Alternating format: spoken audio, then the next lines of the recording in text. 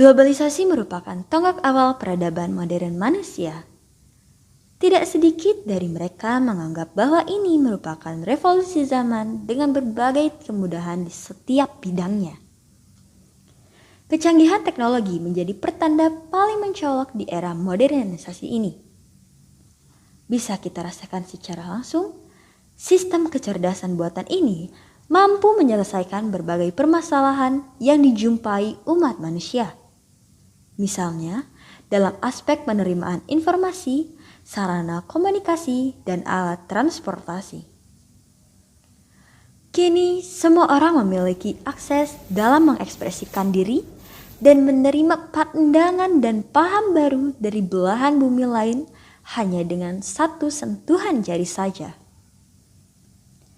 Jarak yang juga semakin berhimpit membuat akses gerak manusia semakin sedikit. Mobilitas yang tak terhitung, entah sudah berapa banyak orang yang kita temui dan berapa banyak informasi yang telah kita terima. Hal ini menjadi dilema. Transmisi budaya dan penerimaan paham baru diterima cuma-cuma oleh masyarakat. Pola konsumsi kita terhadap informasi dan teknologi yang salah akan membawa dampak yang serius dan cenderung bersifat jangka panjang. Hal ini menjadi sangat penting, terutama bagi para generasi muda, di mana mereka yang kelak akan memikul tanggung jawab akan bangsanya. Tetapi, sudah sampai manakah kira-kira kinerja mereka dalam mempertahankan dan mengukuhkan nilai-nilai dan paham bangsanya sendiri di tengah hiruk-pikuk globalisasi? Capek banget hari ini. Hai Bella. Hai. Hai Gira. Lagi ngapain Bella? Ini nih, aku lagi buat tugas sosiologinya. Nah, kita kan ada tugas sosiologi baru tentang globalisasi. Aku juga udah nemu beberapa artikelnya. Tapi di sini banyak paradigma masalah gitu. Dan juga aku jadi kesulitan gitu loh lihat buat yang tahu masalahnya. Masalah itu, gimana kalau kita diskusi sama yang lain yuk? Boleh? Mereka ada di perpustakaan. Yaudah, ayo kita samperin. Yuk.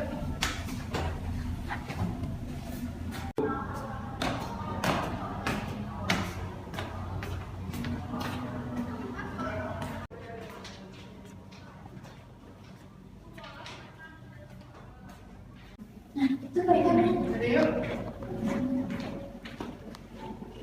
Hai guys. Hai.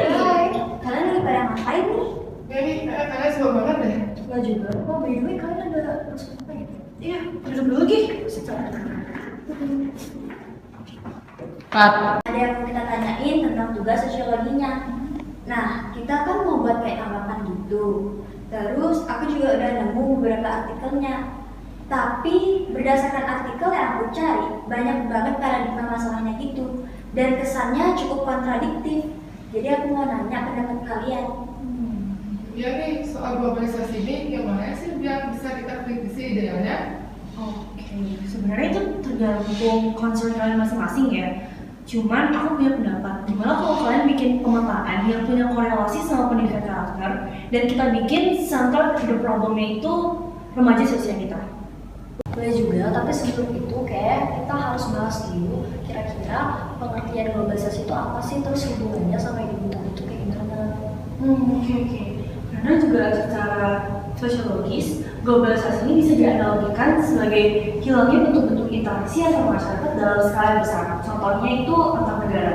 Dan hal ini pun terjadi karena teknologi itu sendiri yang memungkinkan supaya kita manusia-manusia ini dapat berinteraksi tanpa ada batasnya ruang ataupun waktu. Dapat kita lihat dari media sosial, artikel di internet, ataupun orasi yang kita lihat di sekitar kita. Sebenarnya fenomena ini tuh bisa kita rasain secara langsung maupun nggak langsung, dan itu biasanya sangat berdampak di individunya itu sendiri. Belum lagi isu soal kesenjangan sosial yang mengubah persepsi masyarakat tentang idealisme gaya hidup. Yang maksud kesenjangan sosial ini tuh kayak antara masyarakat dengan ekonomi tinggi dengan masyarakat dengan ekonomi menengah ke bawah, atau antara negara maju dengan negara berkembang. Kecenderungannya negara berkembang kayak negara Indonesia ini akan mengejar atau meniru gaya hidup dari orang-orang yang ada di negara-negara maju, kayak misalnya negara barat gitu. Tapi yang jadi permasalahan di sini adalah negara barat itu kan cenderungnya punya paham liberalisme sama westernisasi. Nah, secara tak sadar masyarakat kita tuh juga akan meniru itu sebagai bentuk modernisasi daripada globalisasi itu sendiri. Nah, ini menyebabkan lunturnya nilai-nilai dan juga identitas bangsa. Bisa kita lihat dari perubahan gaya berpakaian, cara ngomongnya, dan gaya hidup yang lain. Nah, iya juga sih. Karena mayoritas dari kita itu selalu berpatokan dengan tren dunia. Contohnya seperti selera musik, fashion, makanan, bahkan perilaku masyarakat global pun dapat kita tiru.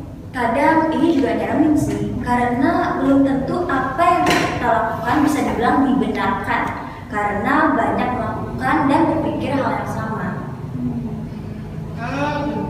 Berarti proses mengadopsi atau meniru itu merupakan suatu kegiatan yang bisa merusak karakter kita sendiri nggak sih?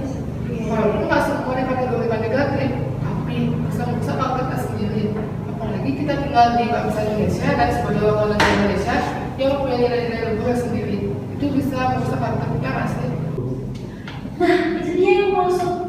Kalau misalkan ini dibiasain terus, itu bakal jadi bumerang buat kita. Sedangkan Indonesia tuh punya nilai-nilainya sendiri gitu, punya identitasnya sendiri. Dan kalau misalkan kita terus dengan kebiasaan mengadopsi paham-paham barat, yang ada kita bakal bersinggungan dengan budaya kita sendiri, dan itu dia yang bakal membuat adanya kenakalan remaja di sekitar kita. Nah, aku pernah dengar juga, setiap remaja itu memiliki perkembangan mental di mana mereka cukup labil jika dihadapkan dengan suatu permasalahan. Dan mereka juga cenderung belum memiliki prinsip dan mindset yang matang terhadap nilai-nilai perilaku yang tepat. Ya, itu juga termasuk sih.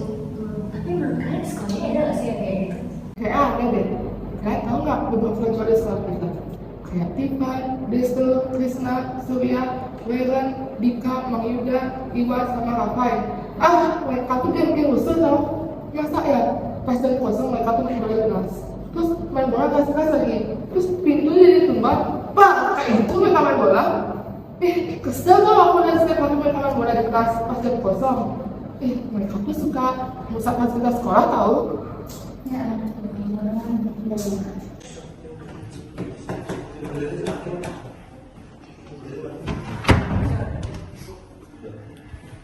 Nih, bolanya.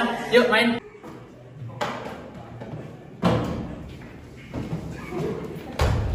Main yuk. Yuk.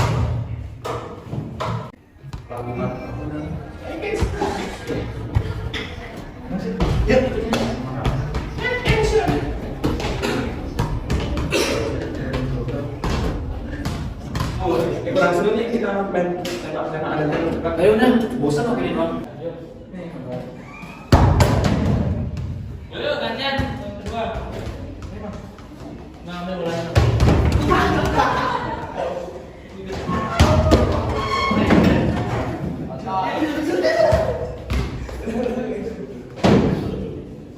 Keras, tenangan keras.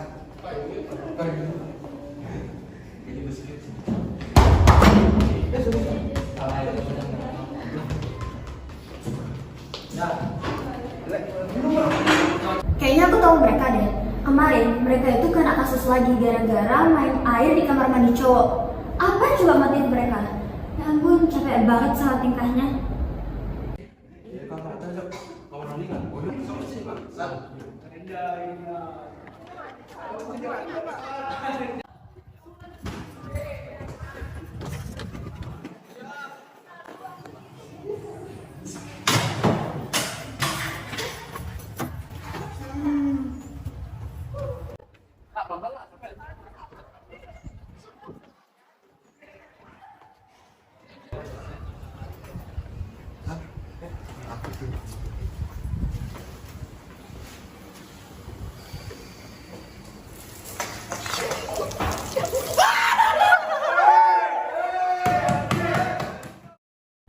Sumpah aku baru tahu kan gak sih.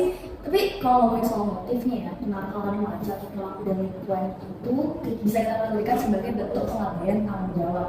Nah, biasanya kan kalau kenalan nih ya, ranah itu ada dua, misalnya internal, kayak individu sendiri, ataupun karena itu kan kasusnya berkelompoknya ya, otomatis mereka tuh saling sugesti satu sama lain, jadi kayak saling mempengaruhi gitu loh untuk melakukan tindakan tersebut. Tapi kalau ngomongin soal pengabaian tanggung jawab sendiri, itu biasanya disebabkan oleh beberapa faktor. Misalnya kecewaan mereka terhadap orang-orang sekitar mereka atau masyarakat mereka ketika membatasi kebebasan mereka yang memungkinkan mereka untuk melakukan penolakan, atau yang kedua memang motivasi mereka sendiri untuk mendapat validasi atau image dari masyarakat yang biasanya itu terinspirasi dari seseorang atau orang yang menurut mereka atau idola mereka yang istilahnya sangat mempengaruhi pikiran mereka itu loh. Pokoknya kayak gitu sih, kayak antara penggemar dan idola gitu. Jadi kecenderungan mereka untuk mengcopy paste orang yang menurut mereka jadi role modelnya mereka. Iya bener banget kayak gitu. By the way, maaf banget on off topic, tapi kalian tahu nggak sih tentang kasus bullying yang sempat diusut kemarin? Seriusan itu heboh banget. Iya tahu. Cuma nama beberapa siswa yang terlibat tuh masih dirahasiakan. Serem banget gak sih kalau kita ketemu sepapasan terus kenapa sama orang kayak gitu? Serem banget tau. Terus ya aku kadang-kadang takut sama Mbak Tuna gitu kalau di sekolah, apalagi ketemu sama mereka. Mereka tuh ya umumnya aku tahu merusak mental sama merusak fisik.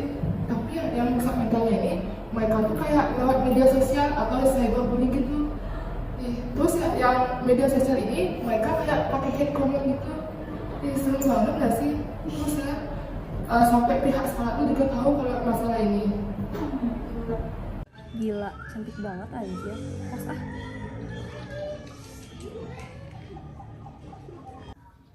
Duh, kenapa ya kominya kok jelek-jelek banget sih?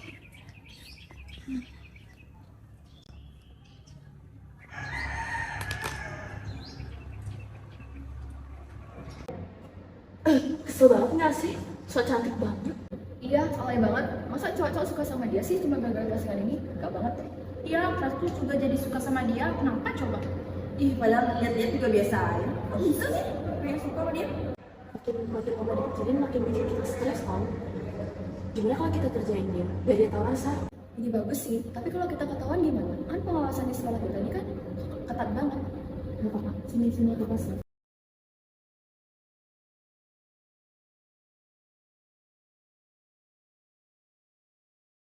Akhirnya pulang. Capek banget gak sih hari ini? Mana ekskul lagi. Surprise! Hai cantik, boleh minta waktunya sebentar nggak?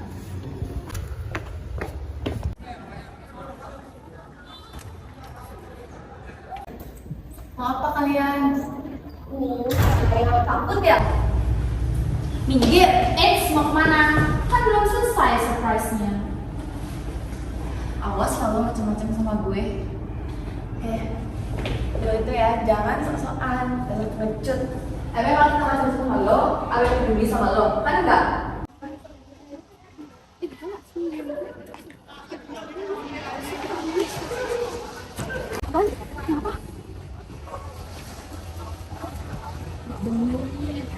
Udah gak beres. Mana fans lo yang banyak itu mau gak datangin lo? Hah? Nggak ada yang peduli sama lo, ngerti? Cewek so cantik. Lo pikir lo siapa di sini? Gak usah ya mentang-mentang lo famous. Gue benci banget liat muka lo. Apa lo ya? Ini apa-apaan lagi? Kalian siapa sih? Kalian tuh gak tahu urusannya apa, gak usah ikut campur deh. Kalian tuh gak tahu apa-apa, mending kalian pergi deh dari sini. Kalian tau gak sih, apa yang kalian perbuat ke Yuma tuh gak benar. Terus apa hak kalian buat ngebully dia? Emang dia ada masalah apa sama kalian? Diam deh lo tuh nggak tahu apa-apa. Nih usah ikut campur. Atau kalian berdua mau diperlakuin sama kayak Yuma? Gak usah jagoan deh kalian, gak usah sok-sokan jadi pahlawan di siang. Mending kalian semua sekarang pergi dari sini. Jangan asal ngomong ya. Kalian pikir kita datang sini dengan ceroboh? Gak ya. Apa yang kalian lakukan sekarang mesti kita aduin. Kecerobohan kalian semua itu bisa jadi bumerang buat diri kalian sendiri. Sorry to say, tapi kita udah ngerekam semuanya dari sini. Jadi apa yang kalian perlakuin ke Yuma bisa kita aduin. Jadi congratulations aja, bentar lagi ruang BK akan menunggu kedatangan kalian.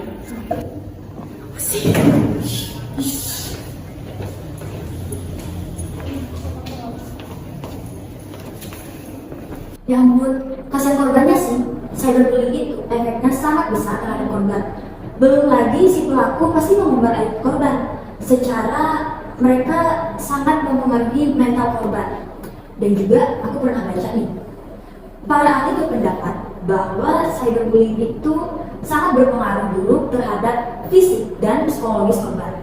Contohnya seperti gangguan kesehatan, stres, depresi, mood swing, panic attack. Bahkan korban memiliki keinginan untuk mengakhiri hidupnya atau bunuh diri. Pasti sih, karena hal itu pasti bakal berpengaruh banget sebagai siswa di sekolah dia. Dia pasti bakal merasa takut, tertekan, terus motivasi dia sekolah juga bakal turun, dan pasti itu bakal kasih efek traumatis buat dia ke depannya. Dan juga ya, kalau kalian tahu sebenarnya fenomena ini tuh bisa kita kategoriin sebagai dampak globalisasi atas penyimpangan teknologi saat ini. Astaga, serem banget ya. Kadang ngerasa kalau misalnya teknologi itu memiliki maksud untuk mempermudah kehidupan manusia. Cuma kalau konsumsi kita aja yang belum tepat. Ngomong-ngomong soal teknologi ini, dan kita bahas di awal. Kalian ngerasa nggak sih ada banyak perubahan yang terjadi? Contohnya di komunikasi kita udah banyak bercampur dengan bahasa asing. Terus satu lagi nih, tren fashion kita. Aku ambil contoh di sekolah deh ya. Aku merasa siswa-siswa di sini itu mereka berpenampilan terlalu berlebihan, dan juga mereka memodifikasi dan merubah penampilan mereka. Padahal itu sangat melanggar aturan sekolah loh. Bener banget. Well, kadang ya kalau kalian tahu hal-hal kayak gini tuh benar-benar mempengaruhi cara kita untuk berpola konsumsi ataupun melakukan sesuatu. Itu tuh benar-benar mempengaruhi kita, cara kita mengekspresikan diri itu benar-benar berpengaruh gara-gara hal kayak gini. Dan juga ya, kalau kalian tahu juga mungkin pasti kalian tahu, kalian pasti ngeliat sekitar kita kayak kok siswi-siswi kayak kita ini modifikasi seragam-seragam mereka yang itu bahkan bertentangan sama peraturan sekolah. Belum lagi riasan wajah, tatanan rambutnya, ya ampun, itu bener-bener bertentangan sama sekolah. Sedikit.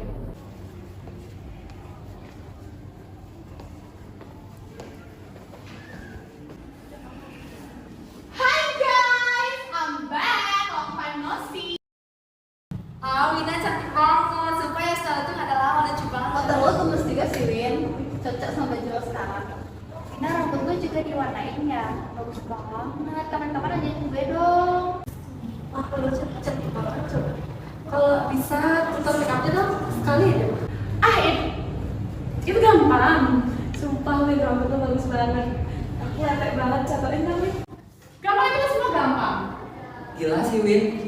Well, karena lo sekarang udah ada di sini, jadi lo harus saya di sini. Semuanya tuh mudah.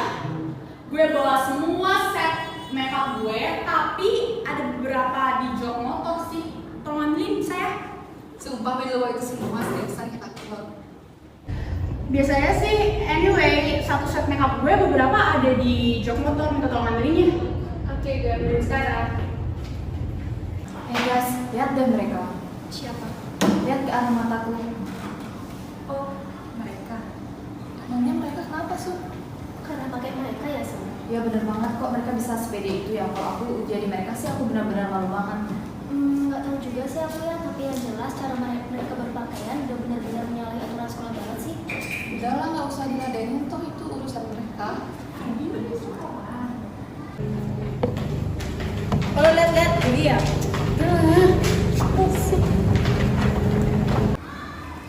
Tadi ada apa nih? Kok ribut-ribut? Ya ini sampai kedengeran keluar. Itu loh Ta, geng sebelah. Kita tadi cuma mau negur gitu, tapi mereka kayak salah paham. Ya Ta, lagi pula kita niatnya baik biar mereka nggak kena masalah juga. Cobaan apa lagi sih? Nggak ada kapok-kapoknya. Padahal kan masih juga ya, nggak tolong banget ya, bukannya gimana. Tapi ini demi kebaikan mereka juga. Emang iya ya? Coba deh nanti aku coba ngobrol lagi sama mereka. Semoga kali ini mereka bisa memahami ya. Makasih banyak ya, good luck. Sama-sama. Udah jangan dipikirin ya. Gimana ya Em? Mau nggak mau tuh kita harus coba ngomong lagi sama mereka. Tapi aku tuh udah capek banget sama mereka. Iya, gimana lagi ya? Ini juga udah jadi tugas kita gitu loh, jadi usis. Udah, ayo kalau misalnya kita nggak bisa ya udah terpaksa minta bantuan mereka. Sumpah, ini dressnya bagus banget gak sih? Jadi pengen beli. Mana coba gue lihat.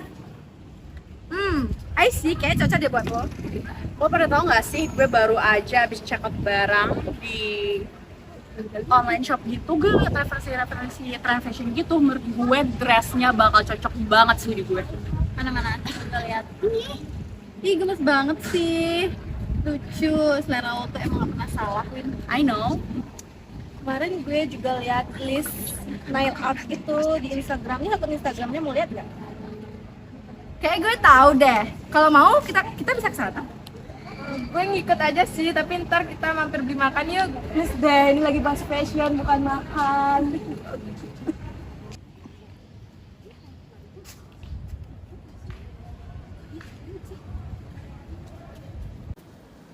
Hai, permisi, boleh nggak kita minta waktunya sebentar? Duh, apaan lagi sih, ini ganggu banget, lihat orang lagi sibuk apa? Nama pada nggak jelas deh. Lo pada lihat ya, tangan gue tuh lagi penuh dan gue tuh harus fokus, tau gak sih? Yaudah Gi, cepet ngomong. Ya ampun, kalian bisa buruan gak sih? Kita ini gak banyak punya waktu buat kalian. Ya udah, ngomong kita ngomong aja. Lagian namanya kalian nggak lihat orang lagi pada make up. Jadi gini, ini kan kemarin aku dapat teguran. Terus, jadi aku mau ngebahas ini sama kalian, biar kalian tuh gak ada salah paham. Jadi, menurut... Udah ya, kita tuh tahu kalian tuh mau ngomentarin soal penampilan kita, dan asal kalian tahu itu tuh bukan urusan kalian. Oke, aku tahu ini itu untuk kepentingan pribadi kalian, tapi kan kalian juga masih siswa di sini, dan sekolah ini juga punya aturan. Aturan itu dibuat bukan untuk membatasi kreativitas siswa, tapi untuk membentuk karakter siswa. Jadi, kalau misalnya kalian terus-terusan kayak gini, itu bisa merugikan orang lain sama diri kalian sendiri. Bener banget, apalagi kalian ini terkenal dan punya pengaruh di sekolah. Jadi ada baiknya buat menunjukkan image yang baik, biar bisa dicontoh sama siswa-siswi di sini. Kalau menurutku ini ya, dengan mengenal durasi penggunaan gadget kita yang semakin lama, memungkinkan kita untuk menerima lebih banyak informasi. Dan ini menjadikan lebih mudahnya adanya transfer budaya yang mengubah pola pikir kita. Ini tuh sama kayak konsep meniru di awal tadi. Jadi kita punya kecenderungan untuk meniru gaya hidup orang lain atau seseorang yang menurut kita keren sebagai gaya hidup kita juga. Nah, berkenaan soal peraturan sekolah tadi, mungkin banyak dari siswa kita yang udah dapat teguran. Tapi balik lagi ke teori perkembangan remaja. Sederhananya, remaja merupakan individu yang memiliki perasaan yang labil dan masih sibuk untuk mencari validasi atau membentuk identitas mereka, sehingga mereka memerlukan ruang dalam berekspresi. Tapi terkadang hal-hal seperti itu bertentangan dengan peraturan atau ajaran yang diajarkan sama orang-orang di sekitar kita. Jadi ada resiko yang harus mereka tanggung untuk itu. Kembali lagi, emang pada intinya efek globalisasi itu emang seseram ini, dan tidak dapat dipungkiri media sosial kita tuh jarang nggak memperhatikan hal ini. Lalu satu-satunya solusi yang kita harapin sekarang itu adalah menetapkan pendidikan kita sebagai bidang utama untuk menjaga dan mengawasi kestabilan emosionalitas dan konsep pendidikan biasa. Perkembangan teknologi sangat bermanfaat apabila diimplementasikan pada ranah yang positif.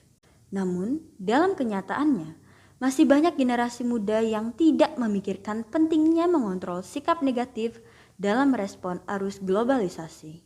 Fenomena menurunnya kualitas karakter akan semakin mengalami peningkatan apabila pengguna teknologi tidak dapat memahami filosofi daripada teknologi itu sendiri. Dalam menyikapi fenomena itu, kini masyarakat dan instansi pendidikan semakin gencar dalam memajukan dan menyerukan pendidikan karakter sebagai pelindung para generasi muda dari derasnya arus globalisasi. Esensi dan eksistensi dari pendidikan karakter sendiri akan memegang kendali penuh dalam merekonstruksi kembali pemahaman dan nilai-nilai luhur bangsa di tengah pengaruh paham-paham kontradiktif yang mengancam kualitas karakter generasi bangsa. Sekolah sebagai lembaga pendidikan berfungsi menanamkan nilai-nilai, membentuk manusia yang berkarakter dan berbudi luhur lewat berbagai program belajar dan pembentukan kebiasaan-kebiasaan dasar dalam kehidupan. Namun, tentu saja keberhasilan dan efektivitasnya akan bergantung kembali kepada individu masing-masing serta tidak luput dari dukungan dan kerjasama dari berbagai lini termasuk orang tua siswa dan juga masyarakat. Generasiku, generasimu. Revolusiku, revolusimu. Indonesia Jaya, generasinya berbudaya.